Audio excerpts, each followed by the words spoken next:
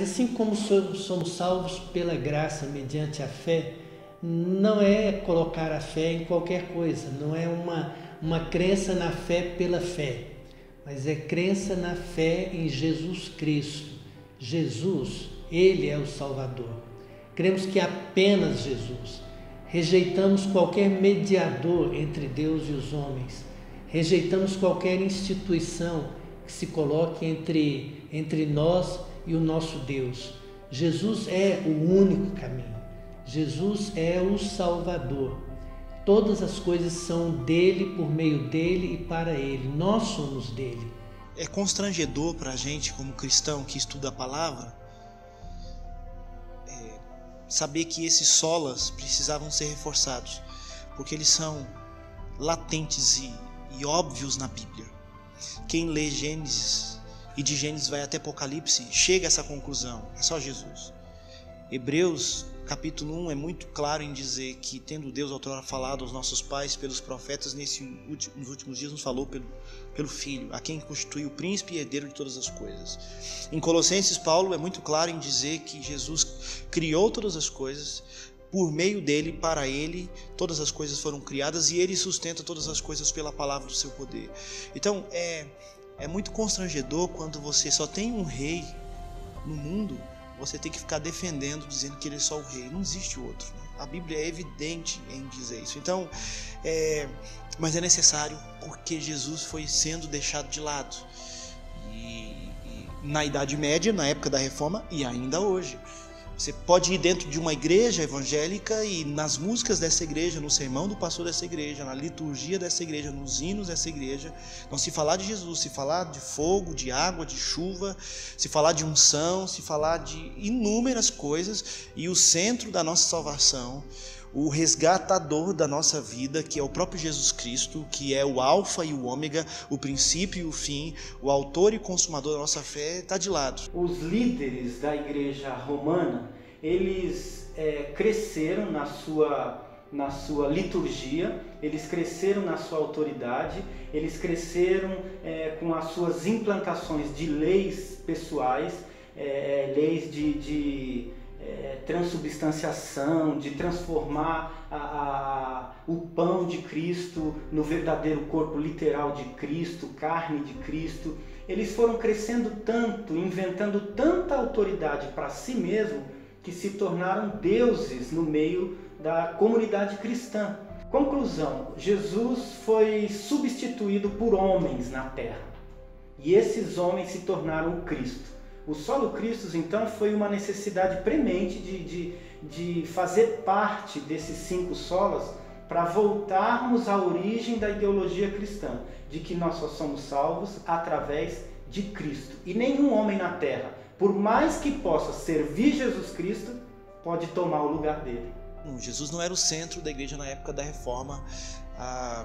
Havia todo um grupo enorme de santos. Jesus era talvez um elemento de um Cristo crucificado ou um bebê nas mãos de Maria, mas Jesus não era o centro do culto, da Eucaristia, da missa, da música. Jesus era um complemento.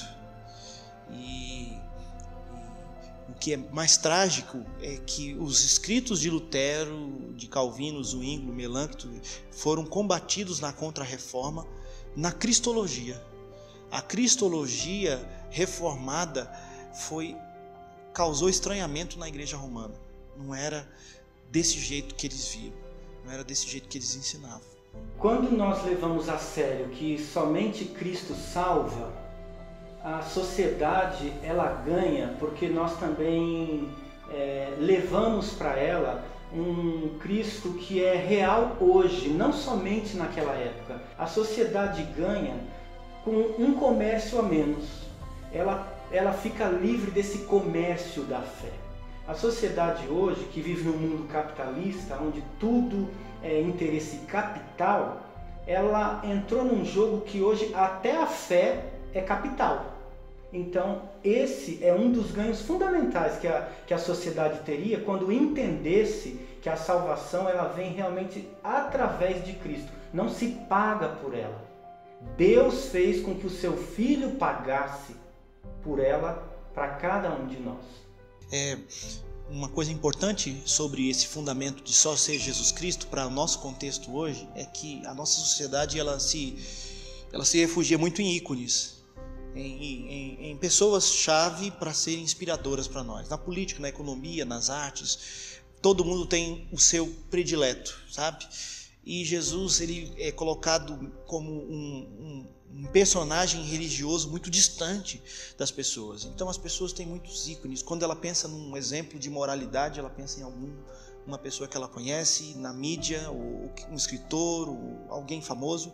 Quando ela pensa em um exemplo de ética, quando ela pensa num exemplo de alguém que é culto, alguém que é cultural, alguém que é sofisticado, alguém que é sensível, alguém que é amoroso, eles pensam em inúmeros ícones. Vão citar Gandhi, Confúcio, Maomé, vão citar a Madre Teresa, mas não se cita Jesus. Jesus é essencial para que essa geração entenda que o melhor exemplo de humanidade que existe está à disposição dela, que é Jesus Cristo. Jesus vai impactar a vida de todo ser humano que começar a estudá-lo, a conhecê-lo. Ele é o nosso exemplo, é a nossa referência. Pensa nos cristãos universitários, que começam a lidar com história, com biologia, com geografia, com sociologia, com antropologia, com ciências sociais, biológicas, ciências matemáticas em geral. Eles procuram ícones para se inspirarem. Por que não procuram Jesus? Por que Jesus parece ser um ser tão distante, sendo que ele é revelado na palavra, como viveu, o que falou, como andou, o que pensou, o que ensinou? É preciso haver esse resgate de Jesus como nosso exemplo de ser humano também. Não apenas como um Deus transcendente, mas como o nosso padrão de humanidade. Jesus precisa ser resgatado como esse ser.